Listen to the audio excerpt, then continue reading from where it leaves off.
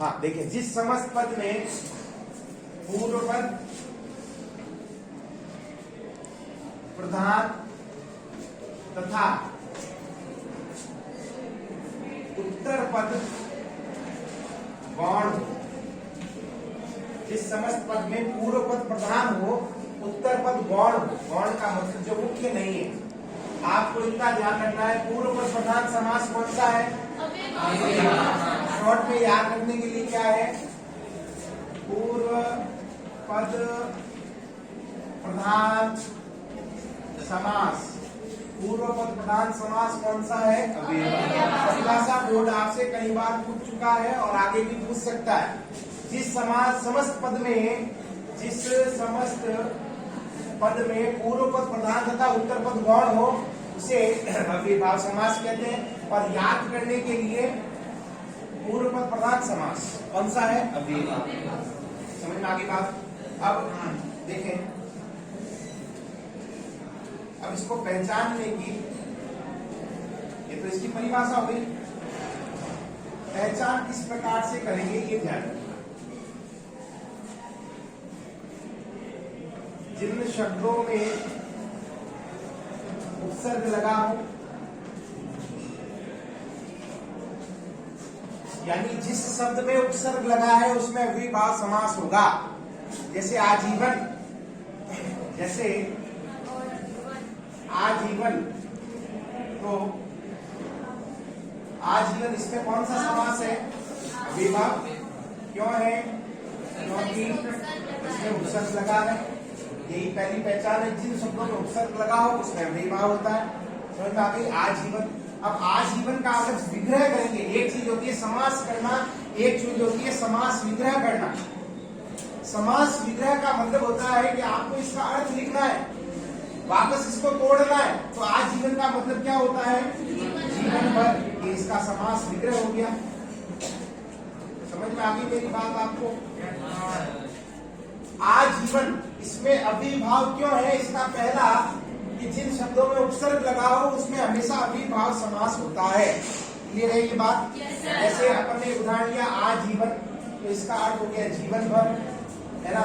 एक हो गया आपके एक उदाहरण, जैसे और मैं लेता हूं बेचैन। बेचैन, इसमें भी कौन सा समास है? अव्ययीभाव हुआ।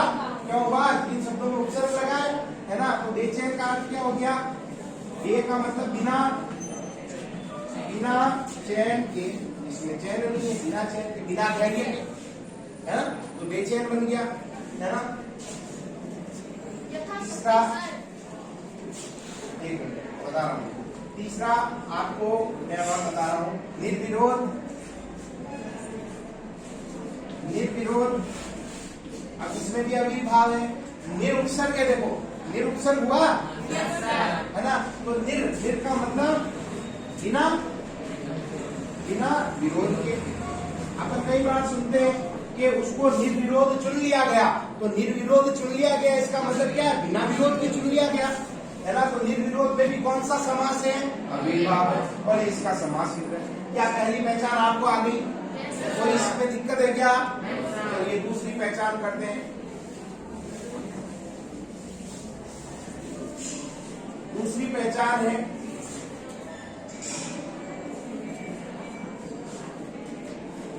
यथा वर्ण प्रति से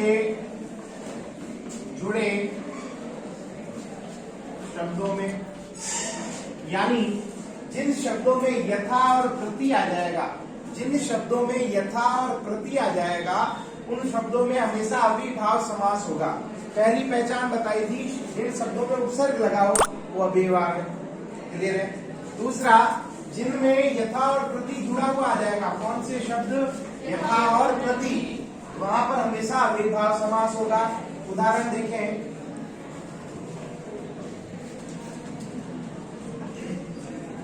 उदाहरण जैसे यथा शक्ति।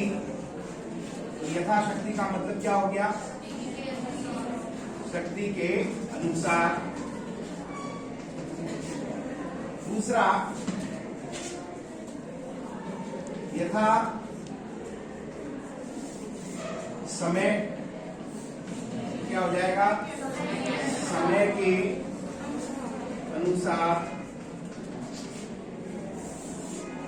तीसरा प्रति दिन, तो क्या हो जाएगा, दिन दिन।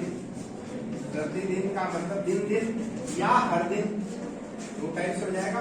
प्रति यानी हर, और दिन का मतलब दिन, तो दिन दिन या हर दिन यानी रोज। प्रतिदिन का मतलब क्या होता है, रोज, है ना। तो प्रति का मतलब हर, और हर दिन या दिन दिन, दो टाइप से इसका समास मिल हो सकता है ना।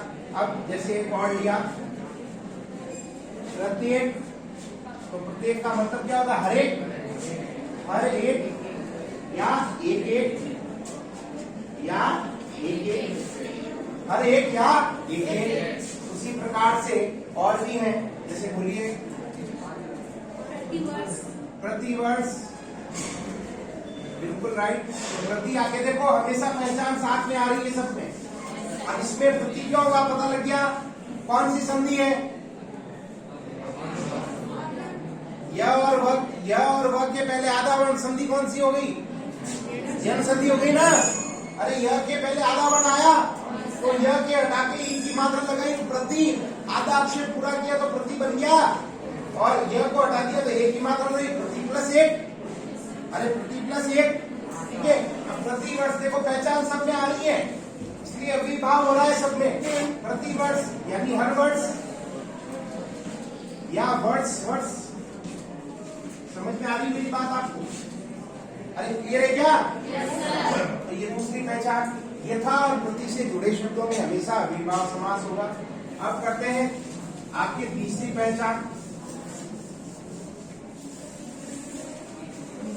इस प्रकार से मैं कर रहा हूं, वैसी प्रकार से आपको अपनी नोटबुक में काम करना है।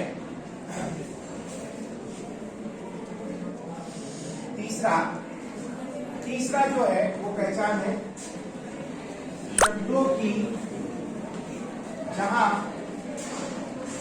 पुनरावृत्ति हो, जहां पर शब्दों की पुनरावृत्ति होती है, यानी एक जैसा शब्द एक से अधिक बार आ जाता है, वहां पर भी हमेशा आपके अव्ययीभाव समास होता है। जैसे देखें उदाहरण में, रातों रात, तो क्या हो जाएगा, रात ही रात में। हाथों हाथ, हाथ ही हाथ में, है ना। और बोलिए हाथों हाथ, रातों रात, दिनों दिन। दिनों दिन में क्या हो जाएगा, दिन दिन या हर दिन। समझ आ रही मेरी बात? तो यहाँ देखिए आप, रात रात, हाथ हाथ, दिन दिन। यहाँ पे क्या हो रहा है, शब्दों की पुनरावृत्ति हो रही है। और लीजिए धीरे धीरे, धीरे धीरे, तो धीरे धीरे एक जैसे दो शब्द आ रहे हैं क्या? अरे आ रहे हैं या नहीं आ रहे हैं? आ रहे हैं। इसमें अव्ययीभाव हो गया। धीरे धीरे का मिलेगा विग्रह बहुत धीरे, है ना। और कम कम, बहुत कम,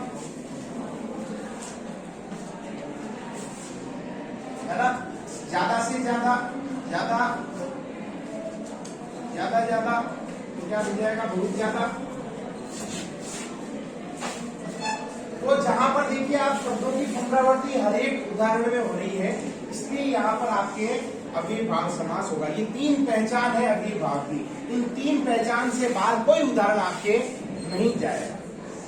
क्लियर या नॉट? क्लियर हो गया आपको? सबको समझ में आ गया? तीन पहचान का अपन ने बताया। पहली पहचान थी कि जहां पर क्या होगा, उपसर्ग से जुड़े शब्द आएंगे उसमें अव्ययीभाव होगा। दूसरी पहचान अपन ने क्या बताई थी कि जहां पर यथा और प्रति से जुड़े शब्द आएंगे वहां पर भी अव्ययीभाव समास होगा। और तीसरी पहचान बताई कि जहां शब्दों की क्या होगी, पुनरावृत्ति होगी, वहां पर अव्ययीभाव समास। क्लियर है? कोई दिक्कत नहीं है अव्ययीभाव में। चलिए आगे बढ़े क्या? अब जिस प्रकार जैसी पहचान आप लिखते हो वैसे उदाहरण छाटिए, आपको लिखना है। अगर शब्द की पुनरावृत्ति का आप नियम लिख रहे हो तो शब्द की पुनरावृत्ति के ही उदाहरण आने चाहिए। उपसर्ग के उदाहरण लिख रहे हो, उपसर्ग का आप नियम लिख रहे हो तो उपसर्ग का ही आपके उदाहरण नीचे आने चाहिए। और तीसरी पहचान, यथा और प्रति वाला आप जब दे रहे हो नियम तो यथा और प्रति वाले ही उदाहरण कॉपी में आने चाहिए। इस प्रकार से उदाहरण को भी आप छांट लें। समझ में आ गई बात? आगे बढ़ू क्या? क्लियर है ये? चलिए अब मैं अगला जो समास है वो आपके ले रहा हूं। एक समास और करेंगे आज की क्लास का, उसके बाद बाकी का कल करेंगे। दूसरा समास मैं लेता हूं विभु समास। विभु समास हमसे क्या कह रहा है? ध्यान से परिभाषा तो आपको याद हो जानी ही चाहिए कि जिस समस्त पद में एक पद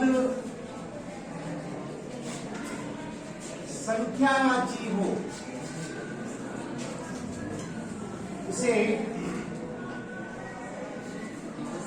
विभु समास कहते हैं। जिस समस्त पद में एक पद क्या होना चाहिए? एक पद क्या हो? और वो एक पद कौन सा होगा? पूर्व पद होगा। कौन सा होगा? तो पूर्व पद क्या होगा? संख्यावाची होगा। वो पूर्व पद क्या होगा बेटा? तो वो पूर्व पद संख्यावाची होगा तो उसमें हमेशा विभु समास होगा। एक चीज और ध्यान रखने लायक इसमें क्या है? विभु समास के उदाहरण में तीसरा अर्थ अर्थात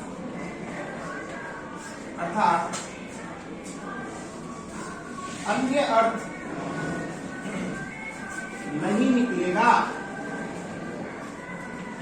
देखिए इस लाइन को जरा ध्यान से आप समझिए कि विभु समास का जो भी उदाहरण होगा उसमें तीसरा अर्थ नहीं निकलेगा, यानी अन्य अर्थ नहीं निकलेगा। अन्य अर्थ का मतलब कोई तीसरा अर्थ यानी अगर मैं तीसरा अर्थ आपको अगर एक सेकंड के लिए समझाऊं, जैसे नीलकंठ, तो नीलकंठ से आप क्या समझते हो? शिव। नीला है कंठ जिसका, अर्थात शिव। यहाँ पर ये शिव क्या है? तीसरा अर्थ है, अन्य अर्थ है।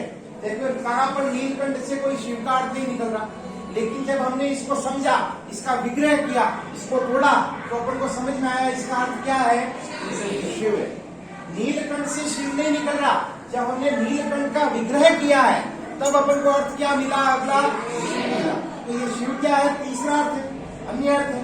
समझ में आ रही मेरी बात? तो ये ध्यान रखना कि विभु समास में कभी भी तीसरा अर्थ नहीं निकलता है। समझ में आ रही मेरी बात? जैसे अगर मैं आपको विभु समास को समझाऊं, जैसे मैंने लिखा चतुर्भुज, तो चतुर में चतुर का अर्थ होता है चार। अब आप कहोगे सर यहाँ पर विभु समास होना चाहिए कि जिस समस्त पद में पहला पद यानी पूर्व पद क्या है? संख्यावाची है, और यहाँ पर भी पहला पद क्या आ रहा है? तो यहाँ पर विभु होना चाहिए परिभाषा के हिसाब से। लेकिन नीचे वाली लाइन पढ़िए, विभु समास के उदाहरण में तीसरा अर्थ अर्थात अन्य अर्थ नहीं निकलेगा। ये भी मैंने लिखा दिया। चतुर्भुज का अर्थ अगर मैं निकालूं तो क्या आएगा? चार भुजाएं हैं जिसकी। अब चार भुजाएं किसकी थी? विष्णु की। किसकी थी? विष्णु की थी। तो यहाँ पर तीसरा अर्थ निकल गया क्या? अरे निकला क्या? अरे निकला या नहीं निकला? तो फिर ये क्या विभु में जाएगा?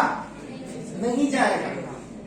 भले ही पहला पद संख्यावाची है, ध्यान से समझना है उदाहरण को, भले ही पहला पद संख्यावाची है, परिभाषा के हिसाब से तो ये उदाहरण में विभु होना चाहिए साथ, लेकिन पहला पद संख्यावाची होते हुए भी इसमें विभु नहीं है। इसका कारण यह है क्योंकि इसका तीसरा अर्थ निकल रहा है। जब किसी शब्द का संख्यावाची होने पे भी तीसरा अर्थ निकलता है तो फिर वो विभु नहीं रहता, फिर वो विभु समास नहीं रहता। ये क्लियर हो गई क्या बात आपको? ये क्लियर हो गई क्या? अब ऐसे कौन से उदाहरण है सर कि जिसमें तीसरा अर्थ निकलता ही नहीं हो? ऐसे फिर है उदाहरण देखिए, चौराहा। चौ का मतलब चार, यानी चार राहों का समूह। एक चीज और बताना है आपको, वो ये है कि इसका विग्रह करते समय समूह या समाहार शब्द का प्रयोग किया जाता है जब हम यहाँ पे आप मैं लिख रहा हूं, लिख देना आप, विग्रह करते समय समूह या समाहार शब्द का प्रयोग किया जाता है।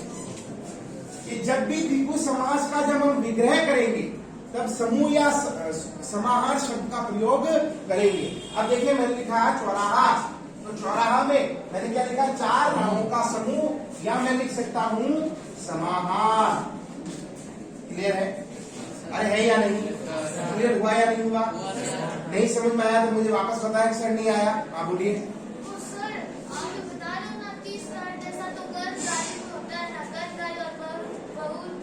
पर द्विगु में तो नहीं होता। तो सर चार भुजाओं का समूह होगा। मैं अभी द्विगु की बात कर रहा हूँ। नहीं द्विगु में दे रखा है। हाँ सर, चार भुजाओं तो गलत है, गलत है। द्विगु में कभी भी तीसरा अर्थ नहीं निकलता। अगर दे रखा है तो गलत है, आप उस पर भरोसा नहीं कीजिए। आप मैं जो बता रहा हूँ तो एकदम करेक्ट बता रहा हूँ, मेरे पहले पढ़े हुए हैं तब मैं बता रहा हूँ, है ना। आपको एक चीज याद रखनी है कि चतुर्भुज में, चतुर्भुज आपको दे दिया या ऐसा कोई शब्द दे दिया, वेरी गुड क्वेश्चन, चतुर्भुज दे दिया या कोई अन्य दे दिया ऐसा जिसमें पहला पद तो संख्यावाची आ रहा है लेकिन उसका तीसरा अर्थ भी निकल रहा है। अब आपको चार ऑप्शन दे दिए सर, द्विगु भी दे दिया, बहुब्री भी दे दिया, तो आप क्या करेंगे? बहुब्री करेंगे, क्योंकि तीसरा अर्थ क्या निकल रहा है, जो इसमें तीसरा अर्थ निकल रहा है वो किसमें जाता है? बहुब्री समास में जाता है, जो अगला समास होगा आपका। समझ आ रही? फिर वहां द्विगु नहीं होगा। जैसे त्रिनेत्र, अभी आप वाली बात देखिए, अभी जो थोड़ा सा मैं वापस बेटा के इसको आपसे समझा,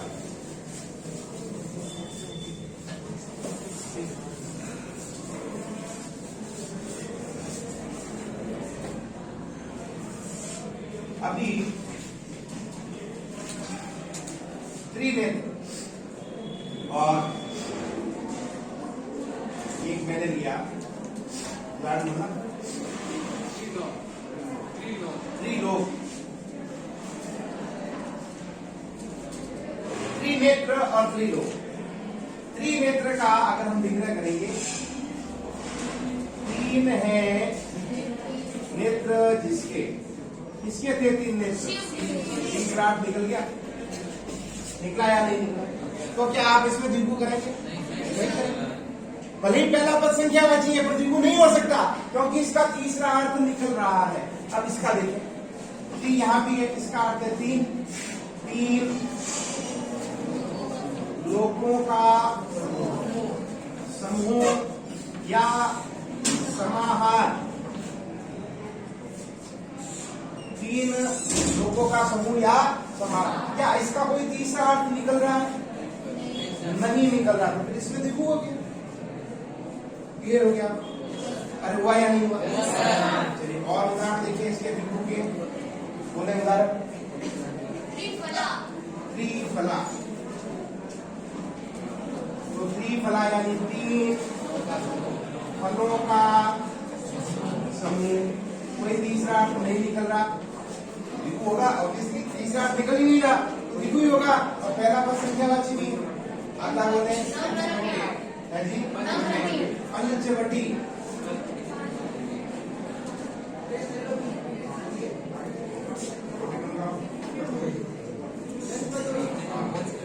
पंचवटी, पांच वट यानी वृक्ष, पांच वृक्षों का समूह। अब आप क्या देखिए, पांच वटों या वृक्षों का समूह या समाहार, यहाँ पे कोई तीसरा अर्थ नहीं निकल रहा, इसलिए पंच में, पंचवटी में क्या हो जाएगा? द्विगु हो जाएगा। क्लियर हो गया? अब आपको कोई दिक्कत नहीं है, इसकी कोई पहचान नहीं है, पहचान से कोई भी पहला पद संख्यावाची होना चाहिए लेकिन तीसरा अर्थ नहीं। क्लियर हो गया? धन्यवाद बहुत बहुत।